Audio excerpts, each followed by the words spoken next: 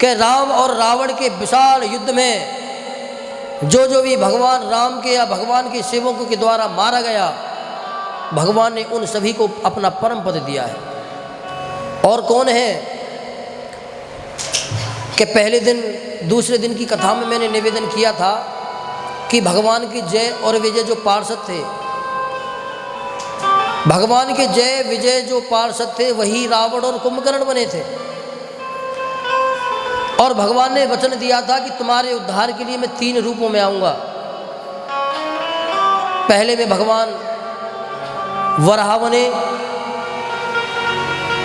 नरसिंह बने,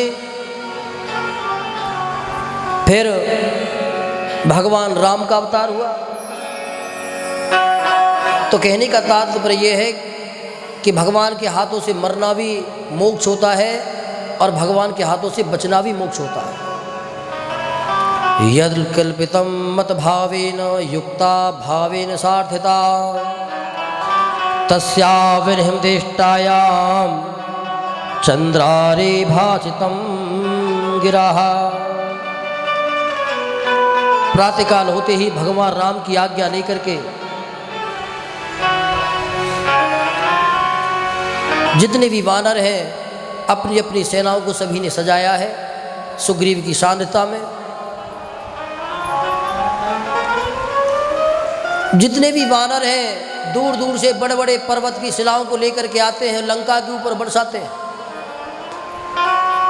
लंका के वासी जब व्याकुल हो गए महाराज,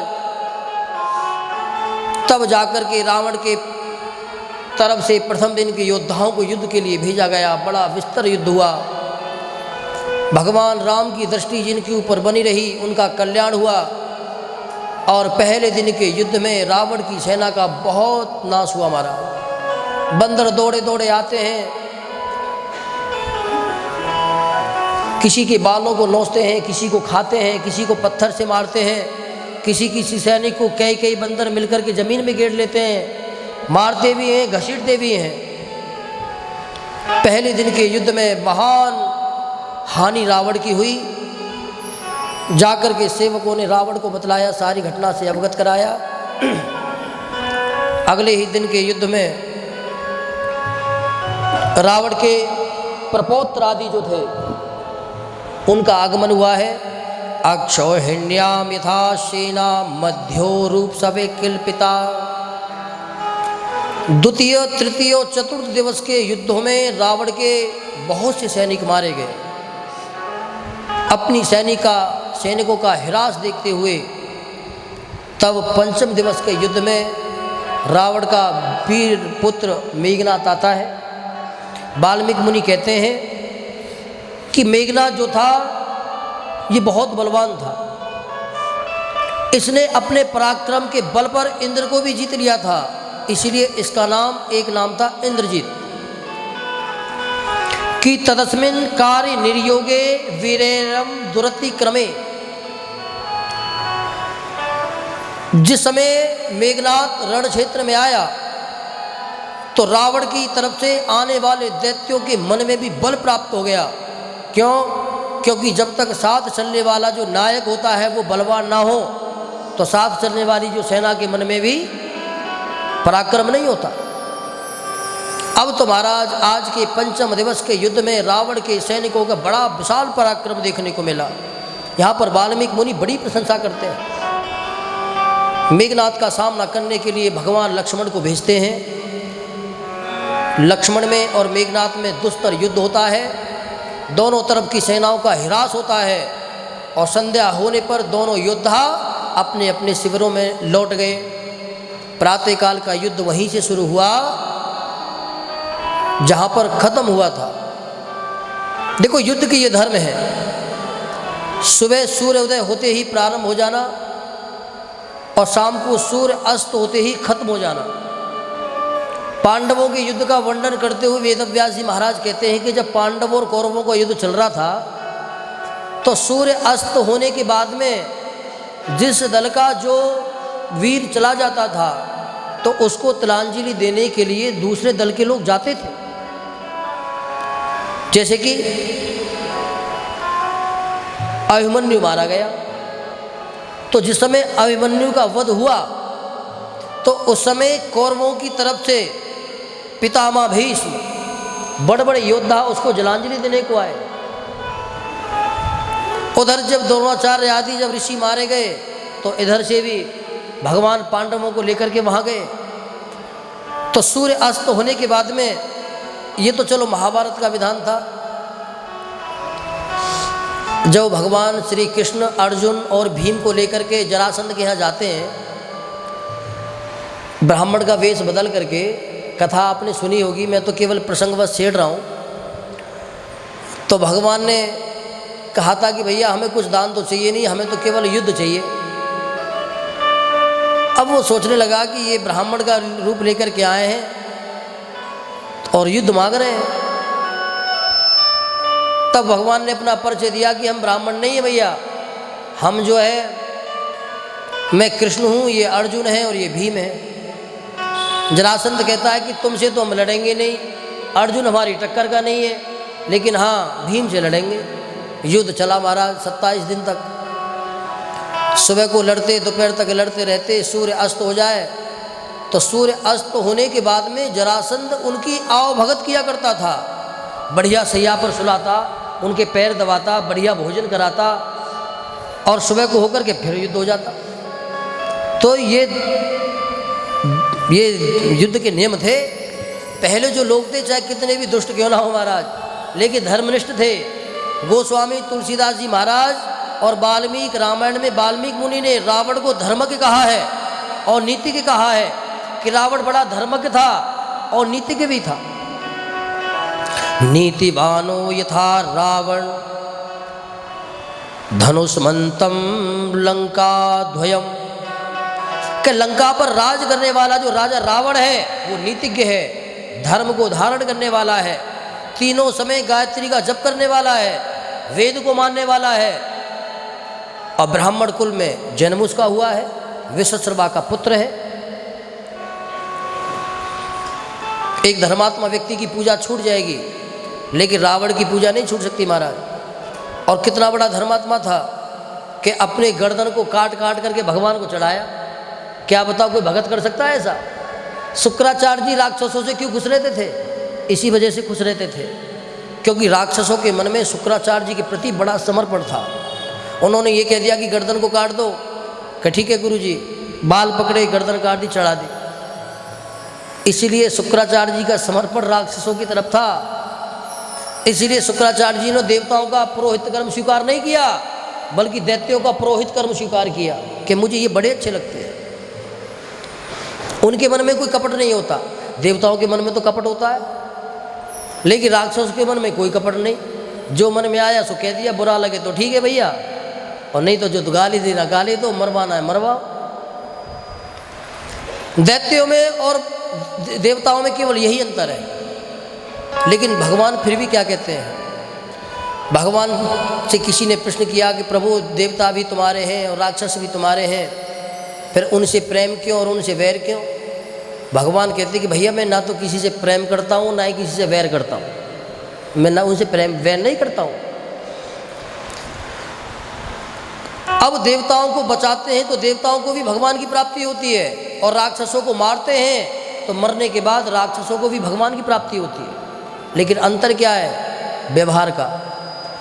देवताओं से अगर कोई गलती हो जाए तो हाथ जोड़ करके भगवान के चरणों में आ जाते हैं, लेकिन राक्षस भगवान के चरणों में नहीं आते कि महाराज माफ़ी नहीं मांगेंगे, लड़ेंगे। राक्षसों का ये अभिमान था। और भगवान पक्षपाती नहीं है, लेकिन भगवान फिर भी कहते हैं कि मैं भक्तों का पक्ष लेता हूँ, जैसे कि सुग्रीव का लिया। सुग्रीव भगवान बाली से कहने लगे कि तूने पता अपने भाई की पत्नी का हरण कर लिया है, उसके राज का हरण कर लिया, तो ये धर्म थोड़ी है, तू पापी है। अब बाली कहने लगा कि महाराज पापी था लेकिन हूँ नहीं। क्यों? क्योंकि अब तुम्हारे सामने आ गया हूँ ना। क्योंकि आप ही तो कहते हो कि बड़े से बड़ा पापी मेरे सामने आ जाए तो उसके पाप उतर जाते हैं, तो फिर मैं पापी कैसे रहा बताओ? भगवान जो भी कहते बाली उसका उत्तर दे देते। अंत में भगवान सोचने लगे कि भाई बात तो ठीक कह रहा है, अब क्या करें? एक काम करो बाली, हम तुमसे प्रसन्न हैं, एक काम करो, हम तुम्हें ठीक कर देते हैं, तुम जीवित रहो। तुम्हारे जैसे योद्धाओं की ज़रूरत है। अब बाली कहने लगा कि महाराज अब मैं जीना नहीं चाहता। बाली कहता है कि महाराज तुम धर्मज्ञ की बातें करते हो, तो तुम मुझसे कह रहे थे कि तुमने अपने भाई की पत्नी को चुरा लिया तो इसीलिए तुमने मुझे मारा। अब मुझे मार करके तुमने मेरी पत्नी को भी तो विधवा बना दिया, उसका अपराध क्या था? एक भाई को राज दीना, एक भाई को मार के मेरे पे राज हुआ या उस पे राज हुआ, एक ही बात थी। अगर तुम्हें बीच बचाव करना ही था तो दोनों भाइयों को बैठाते, दोनों के मन के मुटावों को दूर करते। अब ऐसे थोड़ी है कि तुमने उसका पक्ष लेकर के मेरा वध कर दिया। तब भगवान को आभास होता है। लेकिन भगवान ने फिर भी सुग्रीव का ही पक्ष लिया। क्यों? क्योंकि वो भगवान की शरणों में आ गया था महाराज। भगवान की शरणों में जाने का लाभ केवल यही होता है कि भगवान शरणागति देते हैं और फिर भगवान पक्ष भी लेते हैं, इसीलिए भगवान को पक्षपाती कहा गया। अब तो महाराज रावण के पुत्र मेघनाथ और लक्ष्मण के युद्ध को 3 दिन हो गए। अब तीसरे दिन लक्ष्मण के दिव्य बाणों से जब मेघनाथ को जब ये लगा कि वो मूर्छित होने वाला है, प्राण संकट में आ गए, तब उन्होंने घात विद्या का प्रयोग किया और घात विद्या का अनुसंधान करके लक्ष्मण के ऊपर दिव्य शक्ति को छोड़ दिया। वो शक्ति जाकर के लक्ष्मण को लग गई महाराज, और वानर सेना में कोलाहल मच गया। लक्ष्मण जी मूर्छा को प्राप्त हो गए। अब वैसे तो मेघनाथ उनको साथ लेकर के जाने वाला था, लेकिन वो तो शेषनाग के अवतार थे। उठाने लगा, उठे नहीं। उधर संध्या हो चुकी थी। हनुमान जी चारों तरफ अपने वीर योद्धाओं को देखते देखते आ रहे थे। जब देखा कि रामानुज मूर्छित पड़े हुए हैं और रावण का पुत्र मेघनाथ उनको उठाने का प्रयास कर रहा है, तो यहाँ पर वाल्मीकि मुनि कहते हैं कि ततो मया मुष्टिका दीन भाषणी, कि जब दीन अवस्था में लक्ष्मण को पड़े हुए देखा और रावण के पुत्र मेघनाथ को उनको उठाते हुए देखा, तो हनुमान क्रोध में आ गए और क्रोध में आकर के एक मुष्टिका प्रहार किया। उधर मेघनाथ जाकर के गिर गया और बिना देरी किए हनुमान जी लक्ष्मण को उठा करके भगवान की शरण में आ गए, ला करके दिखाया। इस अवस्था में लक्ष्मण को देख करके महाराज राम जी व्याकुल हो गए। यहाँ पर भगवान बहुत रोए हैं। वाल्मीकि मुनि कहते हैं कि भगवान को रोने का सबसे बड़ा कारण तो केवल यही था कि मैंने जो भी कार्य किए सब लक्ष्मण के बल के ऊपर किए। मैंने जो विभीषण को वचन दिया है उस वचन का क्या होगा? क्या वचन दिया है बताओ? भगवान ने क्या वचन दिया है विभीषण को? लंका का राजा बनाने का। तो भगवान कहते हैं कि मैंने अपने बल पर नहीं दिया, मैंने लक्ष्मण के बल पर दिया है। अगर जब यही नहीं रहेगा तो मेरे वचन का क्या होगा? मैं तो मिथ्यावासी हो जाऊंगा। तब वानरों ने आकर के समझाया कि प्रभु आप इतनी चिंता मत करो, किसी वैद्य को बुलाते हैं। विभीषण आते हैं, विभीषण को दिखाया। तब विभीषण से कहा कि भैया इस घोर स्थान पर जहाँ पे हमारे चारों तरफ शत्रु है, यहाँ पे कौन डॉक्टर हमारा इलाज करेगा?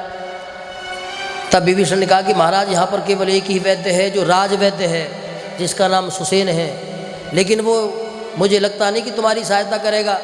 हनुमान जी पास में थे। हनुमान जी कहने लगे कि महाराज तुमसे ये नहीं पूछा कि करेगा कि नहीं करेगा, आप केवल ये बताओ कि वो है कहाँ। क्योंकि राम काज करने में हनुमान जी सबसे आगे महाराज।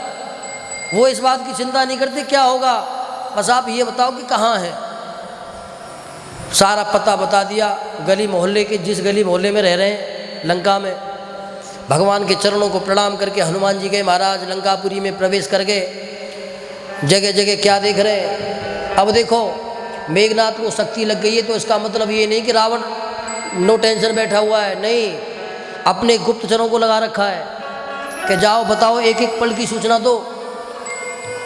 आए, क्या देखा उन्होंने कि रावण को शक्ति, राम लक्ष्मण को शक्ति लग गई है, राम रो रहे हैं, सभी बड़े व्याकुल हैं।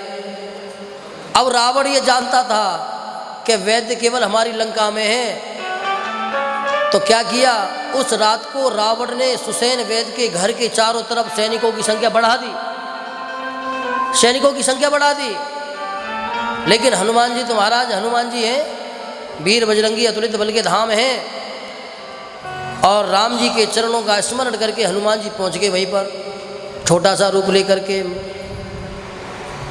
क्योंकि हनुमान जी कौन है? बड़े अड़ो अड़ियान महतो महियान। हनुमान जी छोटा बनना भी जानते हैं और पहाड़ के समान बड़ा बनना भी जानते हैं। तो हनुमान जी छोटा रूप लिए और सुसैन के पास जाकर के खड़े हो गए। सुसैन से पहले से तो निवेदन किया, लेकिन जब उसने जाने से मना कर दिया तो ठीक है। हनुमान जी मन में विचार करते कि भैया हमने तो तुम्हारी अनुमति ली थी, अब फिर ये मत कहना कि हनुमान ने ये कम कर दिया। अब तुरंत पीछे की तरफ जा कर के अब भगवान के नाम का स्मरण किया, अपना विशाल रूप रखा महाराज, और एक हाथ से पूरे सुसैन वैद्य के घर को ही उठा लिया। अब लेकर के जब गए, राक्षस चिल्लाते रह गए महाराज, लेकिन कुछ भी नहीं हुआ। जाकर के सैनिकों ने राजा को बतलाया, रावण को, कि महाराज सुसैन को लेकर के गए। अरे तुमने रोका क्यों नहीं? कि महाराज सुसैन को नहीं, उसके घर को ही लेकर के चले गए।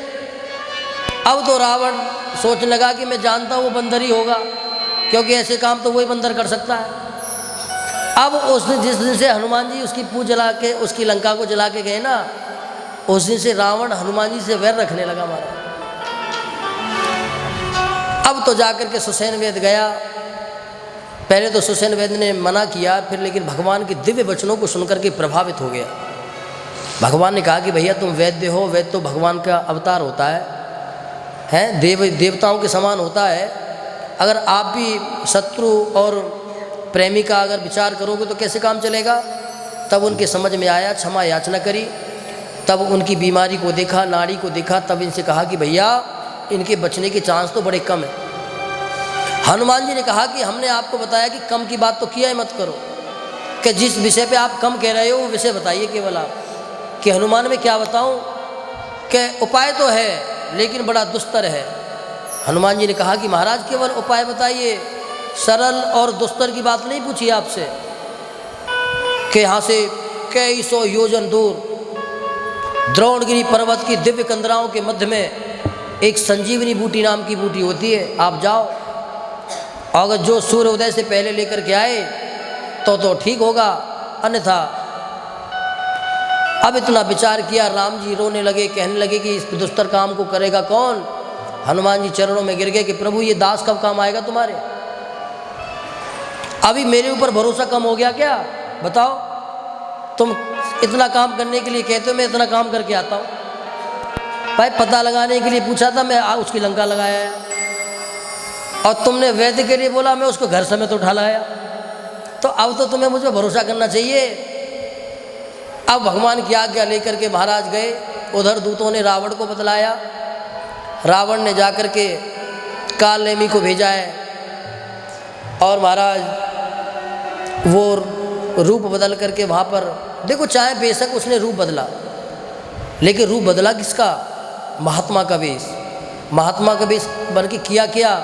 भगवान की गुणगान किया। अब किसी भी वेश में आए, लेकिन गुणगान भगवान का किया तो कल्याण तो भगवान के द्वारा हो या भगवान के सेवक के द्वारा हो, प्राप्ति तो भगवान की होगी उसको।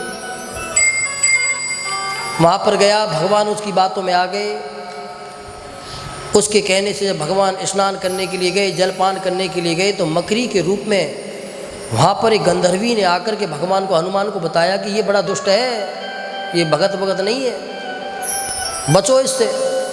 हनुमान जी ने उनकी बातों को समझ गए, उसका कल्याण किया, आगे की यात्रा को प्रारंभ किया। जब बूटी के लेने के लिए गए, जब पर्वत पर बूटी नहीं मिली, समझ में नहीं आई, क्योंकि वहाँ पे तो बड़ी बड़ी दिव्य औषधियाँ थी। अब उनका बंदर जैसा स्वभाव समझा। अब जब उनके समझ में नहीं आया तो पूरा पर्वत ही लेकर के आ रहे महाराज। आते समय अयोध्या के ऊपर होकर के जा रहे थे।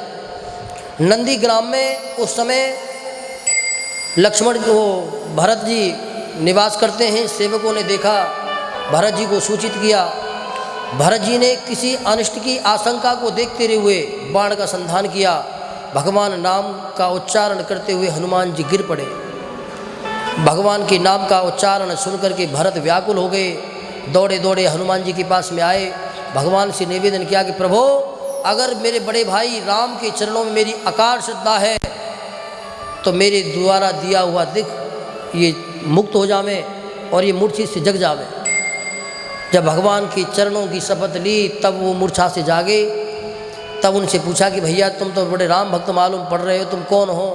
तब हनुमान जी ने सारा परिचय अपना दिया, सारी घटना घटाई, बताई कैसे ऐसे मैं भगवान का सेवक हूँ, मेरा नाम हनुमान है और भगवती जानकी का हरण हो चुका है और भगवान समुद्र पार करके वहाँ पर गए हैं। रावण के पुत्र मेघनाथ ने प्राणघाती शक्ति का संहार करके लक्ष्मण को मूर्छित कर दिया है।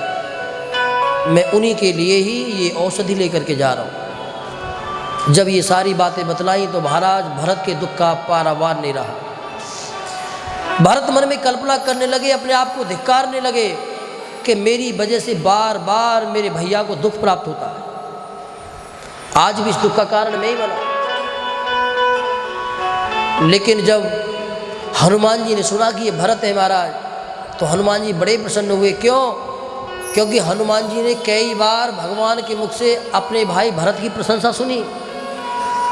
अगर प्रशंसा करते हैं भगवान तो भरत की करते हैं। अब तो हनुमान जी बड़े प्रसन्न हो गए कि प्रभु मैं भी धन्य हो गया जो तुम्हारे दर्शन कर लिए। कि तुम जानते हो? कि हाँ जानता हूँ। क्यों? क्योंकि भगवान से आपके बड़े गुण मैंने सुन रखे हैं। अब तो भैया भरत जी के आनंद का पारावार नहीं रहा कि चलो प्रभु मुझे याद तो करते हैं, कि याद ही नहीं करते कि आप तो भगवान के हृदय में वास करते हैं। मैं तो उनका सेवक हूँ, उनके चरणों का दास हूँ, लेकिन आप तो उनके हृदयांगामी हैं। इस बात को सुनकर के हनुमान जी ने अंतिम निवेदन किया कि प्रभु अब मुझे आज्ञा दो, मुझे जाना है और सुबह सूर्य उदय होने से पहले मुझे वहाँ पहुँचना है। अगर सूर्य उदय हो गया तो अनर्थ हो जाएगा। यहाँ पर भरत जी के मन में बड़ा क्रोध जागृत होता है। कहते हनुमान तुम चिंता मत करो, इस सूर्य के अंदर इतनी साहस नहीं जो ये लक्ष्मण के प्राणों का हरण कर सके। मैं वचन देता हूँ कि लक्ष्मण के प्राणों पर बिल्कुल भी आँच नहीं आएगी। या तो कल का सूर्य नहीं निकलेगा या फिर लक्ष्मण के प्राण ही रहेंगे। गोस्वामी तुलसीदास कृत और एकनाथ जी महाराज जी टीकाकार हुए थे, उनकी रामायण टीका में ये लिखा हुआ है कि जिस समय ये बातें चल रही थी उसी समय माता कैकेयी जब ये बातें सुनी तो माता कैकेयी दौड़ करके चली आई। जिस दिन से भगवान का वनवास हुआ है महाराज, उस दिन से कैकेयी बोलती किसी से कुछ नहीं, किसी से कुछ बोलती नहीं है। लेकिन आज कैकेयी बोली है, आकर के कहती है कि हनुमान कौन है दुष्ट जिसने मेरी पुत्र वधू का हरण किया है। एकनाथ जी महाराज यहाँ पे टीका में लिखते हैं कि कैकेयी कोई साधारण स्त्री नहीं थी, वो योद्धा थी। राजा दशरथ को वरदान तभी तो दिए थे राजा दशरथ ने जब युद्ध में उनकी सहायता करी थी। एक बार जब राजा दशरथ युद्ध कर रहे थे तो उनके रथ का धुरा टूट गया, तो रथ को संचालित करने के लिए भगवती कैकेयी ने अपनी कलाई को उसमें दे दिया था और युद्ध पूरा करवाया। इसी से प्रसन्न होकर के दशरथ ने उससे विवाह किया और कह दिया कि 2 बजी देवी मांग लो।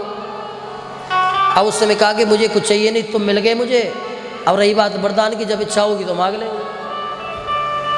तो कैकेयी इतनी योद्धा थी, मतलब अपने पुत्र शत्रुघ्न को बुलाया और कहा कि हनुमान तुम चिंता मत करना, अगर भरत राम की सेवा करते करते अगर अपने प्राणों का त्याग भी कर देता है तो अभी मेरा दूसरा बेटा जिंदा है, इसको ले जाना। शत्रुघ्न ने जब आज पहली बार 14 वर्षों के बाद में महाराज कैकेयी बोली है, और जब जितना बोली है तो बड़ा दिव्य बोली है। यहाँ पर भरत ने माता के चरणों में प्रणाम किया कि माँ इसकी आवश्यकता नहीं पड़ेगी। गोस्वामी तुलसीदास जी महाराज कहते हैं कि हनुमान जी भरत से आज्ञा लेकर के वहाँ से प्रस्थान करते हैं।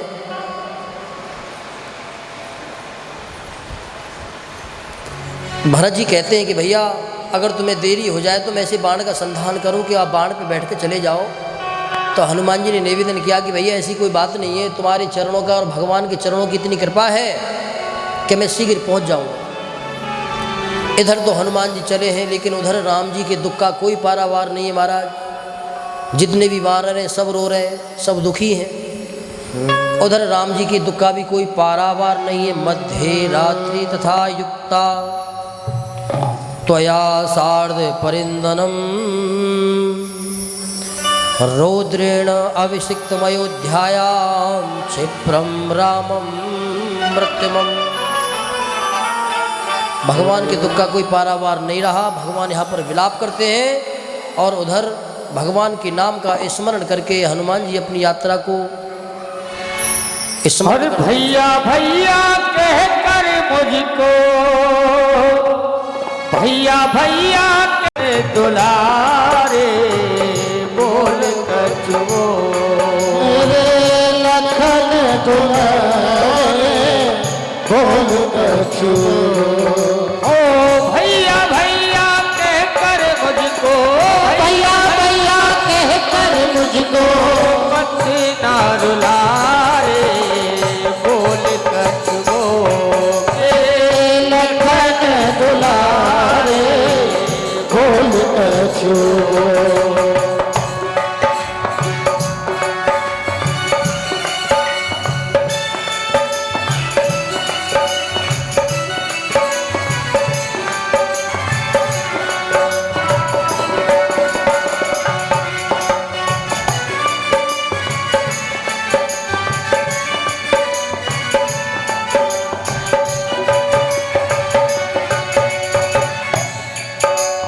इस धरती पे और न होगा मुझ जैसा भागा, इस धरती पर और न होगा तुझ जैसा भागा। इस धरती पे और न होगा मुझ जैसा भागा, इस धरती पे और न होगा तुझ जैसा भागा। मेरे होते बाढ़ शक्ति का तेरे तन में लागा, मेरे रहते बार शक्ति का तेरे तन में लागा। जहाँ नहीं सकता है छोड़ के, क्या नहीं सकता है छोड़ के मुझसे देह लगाया, जा नहीं सकता है छोड़ के मुझसे देह लगाया। अपने प्राणों में तज दूंगा, अपने प्राणों में तज दूंगा जो तू नहीं ये जागा। अपने प्राणों में तज दूंगा जो तू नहीं जागा। अखियों के तारे सारे, हाँ अखियों के तारे सारे, अखियाँ लाला खोल रे बोल कछुओ, लखन दुलारे बोल कछुओ। अरे भैया भैया कह कर मुझको, भैया भैया कह के मुझको प्राणों में ना घोले बोल कछुओ, लखन दुलारे बोल कछुओ।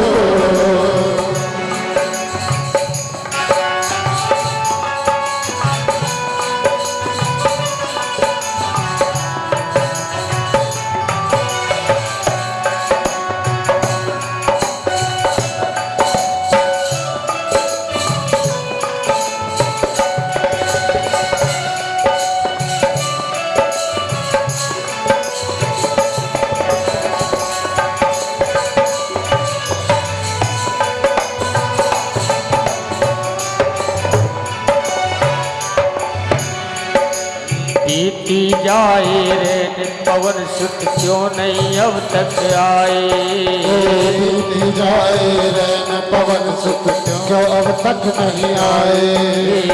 बीती जाए रेन पवन सुत क्यों नहीं अब तक आए। बीती जाए रैन पवन सुख क्यों अब तक नहीं आए। बुझ जाए नास का दीपक मनवा धीर गवाए, बुझ ना जाए आस का दीपक मनवा धीर गवाए। हे सूर्य निकलने से ये पहले सूर्य वंश का, सूर्य निकल जाए सूर्य वंश का सूर्य डूब ना जाए। नहीं बुलाए। और चुप चुप रह करके मेरा, चुप चुप रह करके मेरा हीरा बिना तू तो बोल कर बोल मेरे लगन बुलाए। बोल कर मते भैया को बुलाए। बोल कर ओ भैया भैया के करे, भैया भैया के कर भैया भैया कह करे, भैया भैया कह कर प्राणों ने रचना तू बोल कच बोल मेरे लखन दुलारे। बोल कर मते भैया को रुला रे, बोल कच बोल मेरे लखन दुलारे। बोल कर बोलिए आनंद।